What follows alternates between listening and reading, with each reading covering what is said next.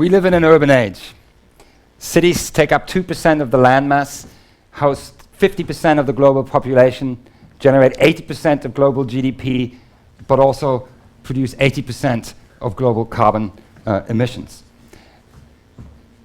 As we observe this process of urbanization, many cities are facing huge challenges, and this will continue to rise as we will move towards 70% of people living in cities in our lifetime. Cities face multiple pressures to organize this ongoing process of urbanization in terms of providing access to basic resources, water, clean air, energy, and to moving people and goods through cities. And we're nearing, in many cities, a problem of capacity in terms of organizing that. A central challenge of the 21st century will be how we organize this process in a sustainable and intelligent fashion, how we organize the basic life support systems of cities, and particularly in those of the global south and the global east, where already we've created mega cities at a scale that we have not seen before. As these cities are trying to cope with this challenge, we need to think about transformation paths. We need to figure out how we very quickly, completely reorganize and radically revolutionize the way we manage cities and the way we live in cities and the way we consume in cities. In order to organize this process, we don't just have to think about technology, not just about energy. We also have to think about social governance and about how we find a new way of integrating our cities with the global biosphere, and how we stay within the planetary boundaries that we all know in many areas we have now beginning to reach in terms of energy, in terms of access to water, etc. If we want to identify transformation paths, and if we want to start moving quickly, we have to leave aside the way we think about cities up to now and have to ask ourselves the question, what are cities for, how are they shaped, and why are people living in them, and how can we intervene to move forward an agenda of transformation. Economists tell us cities were created to reap efficiencies of space, of time, to create division of labor, differentiation of skills, and all of that is true. Of course, we build cities where there are rivers, river crossings. Of course, cities, as we move from a nomadic lifestyle to a settled lifestyle, serve the function of concentrating different skills and allowing us to develop more sophisticated societies. But cities always do other things. People fall in love, people eat and sleep, people aren't rational, people aren't linear. So we need to begin understanding the city as an emergent phenomena, not a linear construction that has shaped our cities so far. Of course, cities now, in the last 150 years, were shaped by the Industrial Revolution, were in many ways shaped by the ultimate Fordist revolution of mass production, industrial society, moving large amounts of people from A to B, people working in large numbers and mass producing facilities. And cities in many ways have been shaped by the economic functionalities of that process of industrialization, and cities have been left with some of these iconic images of traditional industrial architecture. At the same time, cities, as they grew, and this is a picture of New York, Grand Central Station at the beginning of the century, we already see that they operate at many different dimensions. People's movements and the movement of goods through cities shape cities, create a whole warren of different systems that are interacting. And as we move forward and want to understand how we can intervene, we need to not think about these systems sectorally. We need to start thinking about how we can affect change synergetically and simultaneously. The time is really now. We know what the problems are. We know what we need to do. So really we need to start doing this now if we don't want to hit some of the limits of growth, some of those limits, planetary boundaries that I talked about.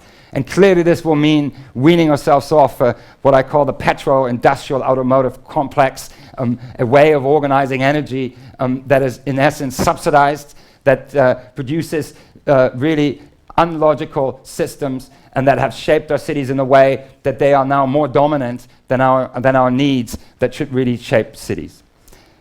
Cities operate at many different levels, and I think we need to understand how these different levels interact and how mobility, energy, the physical environment, and the biosphere jointly create that emergent structure that we call the city.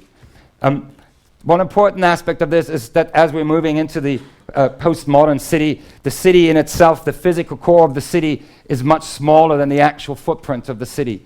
Cities have a much bigger impact on the world. If you start looking at CO2 production and consumption in cities, this is only a very small part of what cities affect. If you look at all the products that we consume and where they're made and the energy that goes into it, the intensity, the material intensity and energetic intensity that many cities in the world are shaped by, then we need to understand that cities are not just cities in themselves. They form part of a global system that is in itself pushing these boundaries.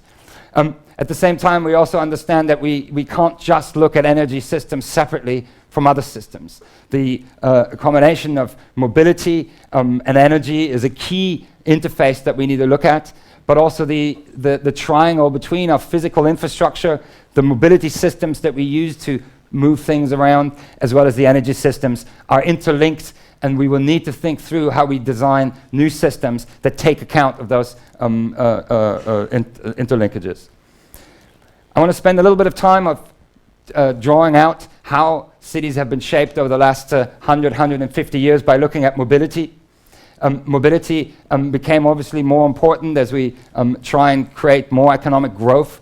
We had to design logistical systems that allow us to move different parts of products around the world and recombine them in different locations, but also how to deliver them outwards to consumers and how we service industrial production.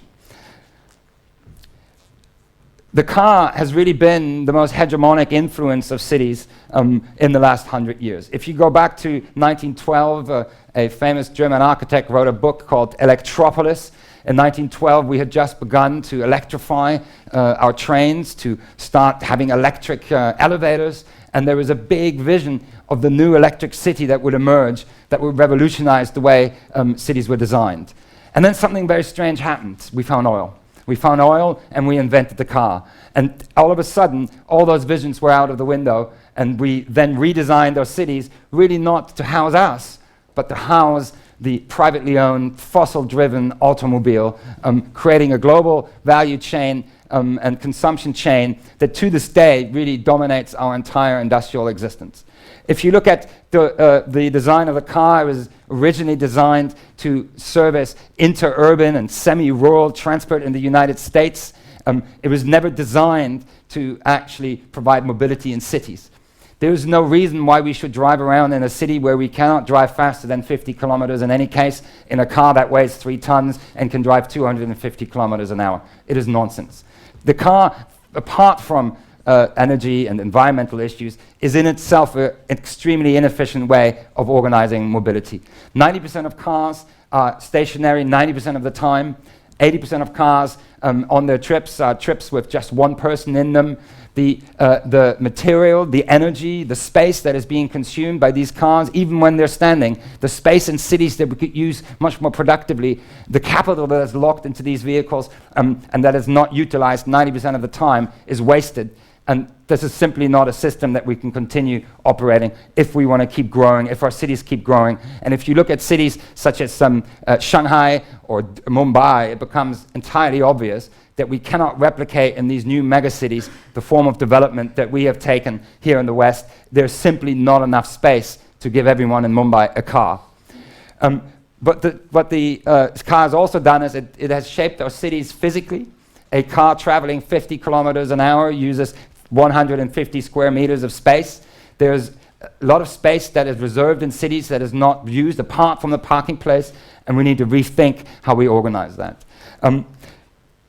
Coming back to the Fordist example, mass transit was also designed for a society where people had lifelong jobs, worked in the same factory, moved from A to B and back to A on a regular fashion, where many different people shared the same lifestyle. And as we're moving into a new age where we begin to emancipate ourselves from traditional patterns of family, from patterns of work, from lifestyles, we're seeing pressures of individualization also on our mass transport systems, which are designed, as I said, to move people in blocks, in large groups from A to B in very predictable paths. So we not only have to relook at how we want to organize private mobility, we also have to look at how we organize public transport and mass transport system.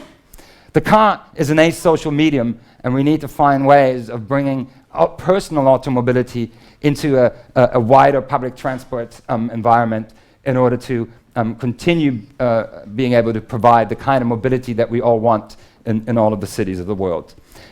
As we start thinking this through, we're beginning to see a creative revolution that is happening at the moment in terms of how people are thinking about vehicles, about the size, about the shape, and about how they're designed. To just stay with the car for one last image, we haven't essentially changed the basic structure of the car, of the vehicle, of the wagon in thousands of years. It has 2 fixed axles, it has some kind of steering column. We used to put 4 horses there, then we kind of folded it in like this and attached the steering wheel. We haven't really been creative about how to organize our own mobility technology platform. So we need to become much more creative and much more radical in thinking through how we can reduce the size, reduce the speed, reduce the cost, and reduce the energetic intensity through which we organize personal automobility. We're beginning to see some of this in terms of the electric cars. My colleague from Car2Go, I believe, has parked one of the electric cars outside. You can see it later. But one of the important things as we start thinking about electric drive instead of fossil drive is that this only makes sense if we power it from renewable energy. If we simply replace the engine type of cars, we haven't solved the problem. In many ways, we might actually create a bigger problem, because if we start using coal-generated electricity to drive electric cars, we probably make the problem worse than before. And if we simply take our existing cars and stick electric engines into them, we're not solving any of the other problems either. So we really have to start thinking about the interfaces between our mobility systems and our energy systems.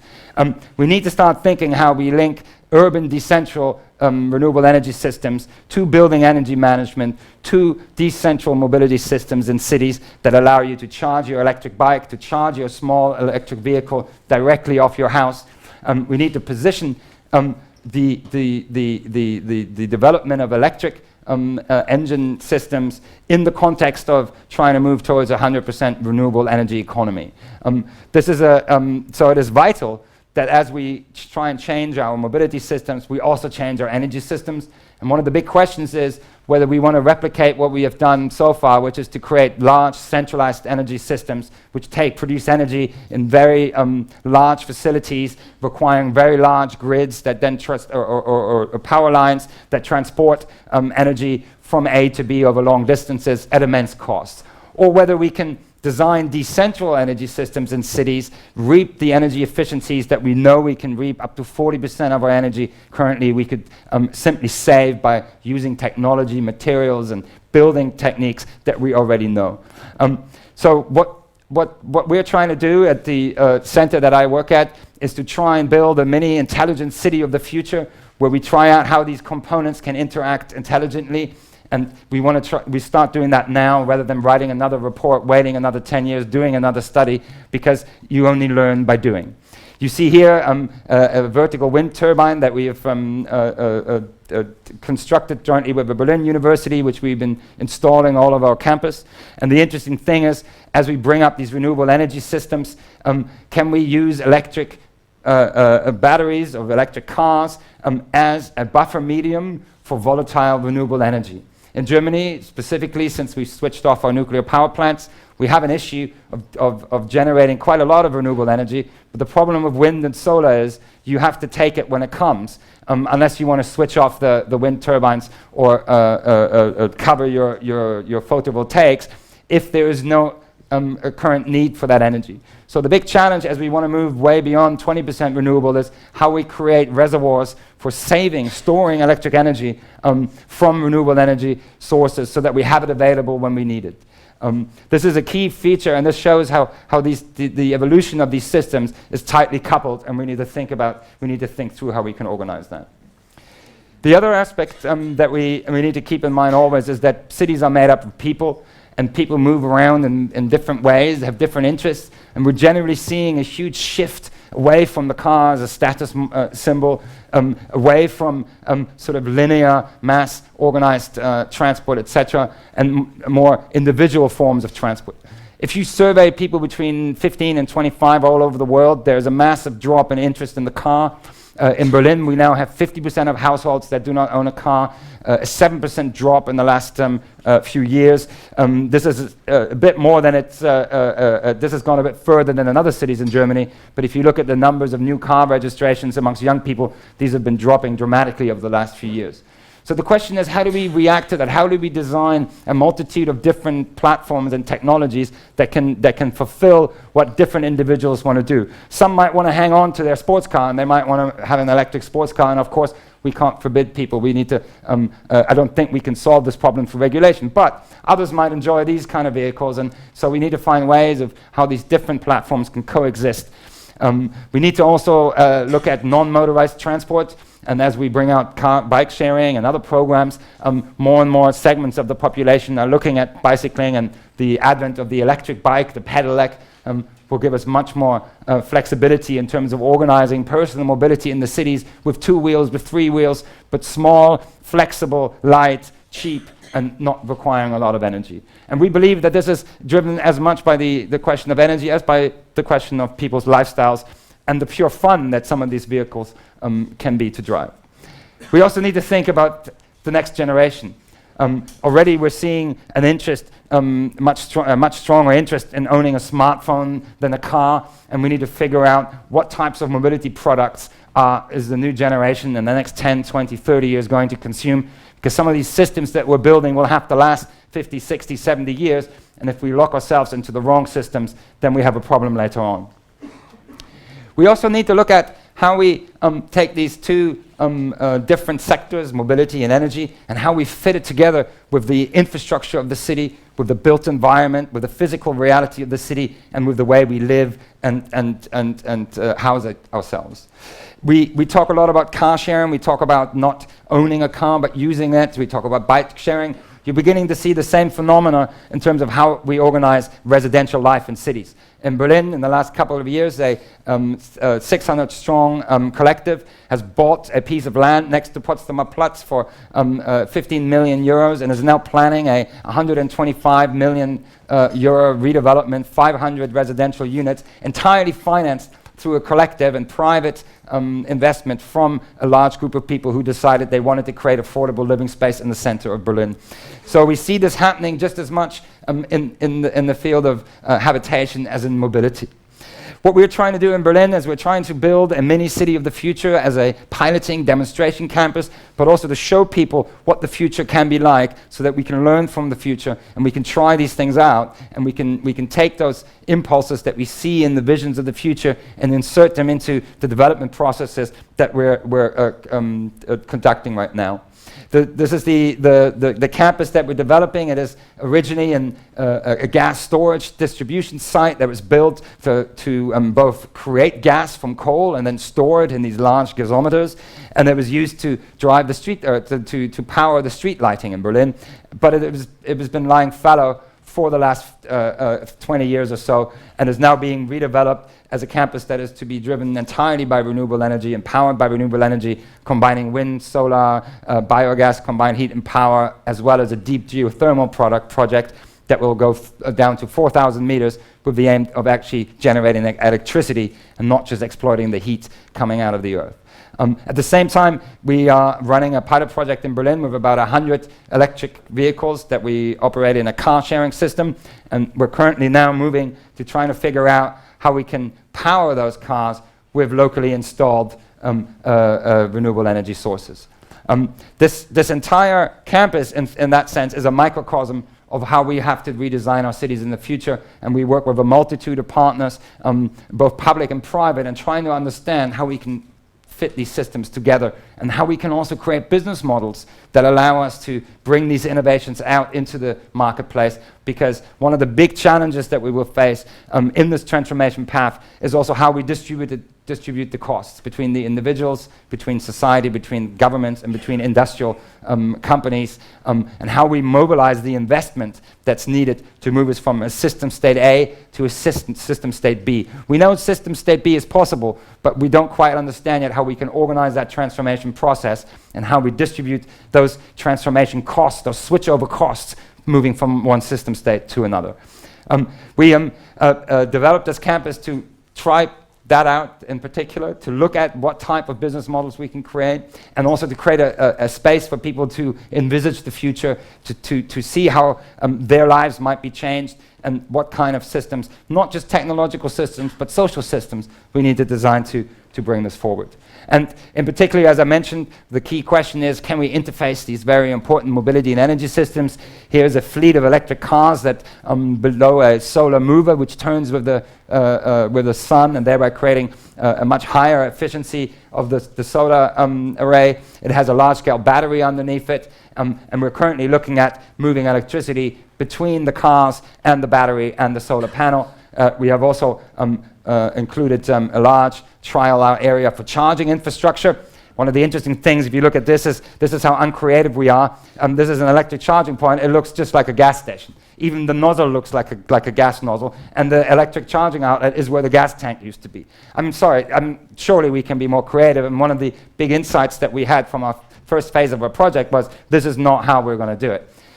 Neither do we think that in 20 years we'll have thousands of cables lying through the street. So obviously we need to find some way of organizing a contactless charging system, inductive charging systems, and certainly we don't need any of this. We've recently installed a charging point which is about this big, and that's really all you need. You don't need to over-design and over-engineer these things. We always have to watch out that we're not creating a new industry that creates products that we don't really need and that are material and energy intense. The other aspect that we now have to think through is, how do we organize life in the cities? Who gets preference? If I drive a dirty fossil car, do I still get to park? Do I still get to drive into the city? And what kind of vehicles do we want to give preferential treatment? Which vehicles do we want to allow to park for free or have reserved lanes, etc.? And this is another aspect of this transformation. The other thing is how we interconnect these systems by various networks, by smart grids. This is an image of the smart grid we've created on our campus, but also how we then use these grids, and whether we use top-down approaches or bottom-up object-oriented design of these grids to make sure that we slowly move to a situation where we can produce 100% of our power purely from renewables. Another aspect is how we organize our entire travel chain, our logistic chains. One of the things is whether we can move towards mobility on-demand systems that allow you access to all kinds of modes of travel on one single smartphone or one single smart card, bike sharing, car sharing, public transport, rail, to make it as easy as possible for people to give up their private car and move into this new world of mobility on demand. The smartphone obviously is a key, and ICT technology is a key aid that we have to do this now, that allows us to network people and systems in a much easier fashion. And these are all apps that are now being generated by many different programmers that allow you to navigate to the city, find your route, find your right vehicle, etc. This also means we need to look at building different types of stations where you might pick up an electric car, an electric bike, or other forms of transport, and how we get people to use them and how we intersect and interface that with existing public transport systems. I want to leave you with one last thought, that at the moment this is already complex, and we have a lot of work to do to organize this. But really, the next phase will be, can we move into the third dimension? And there are already interesting research projects going on, not just about how we can build flying cars, and that has all kinds of other issues about how you organize that kind of traffic, but also how we can integrate much more closely, for instance, our subway lines with elevator systems in some of these huge, large-scale buildings that we see rising up, particularly in Asia and other cities. One of the things that we're trying to do right now is piloting this little vehicle, because, as I mentioned before, we haven't really revolutionized the way we think about a vehicle in a long time. This is a car that can fold itself up. This is how it looks when it's unfolded. This is how it folds together. The vision is to build stations in the city where these cars just are folded up. If you need one, you swipe it through, and then you're done. It can also turn on the spot, and thereby creates a lot more space in cities. So this is something that is not so far away as the last slide. We're going to launch this in September as a pilot project, as a prototype in Berlin. And I hope that you will have a look at it when we do so. Thank you very much.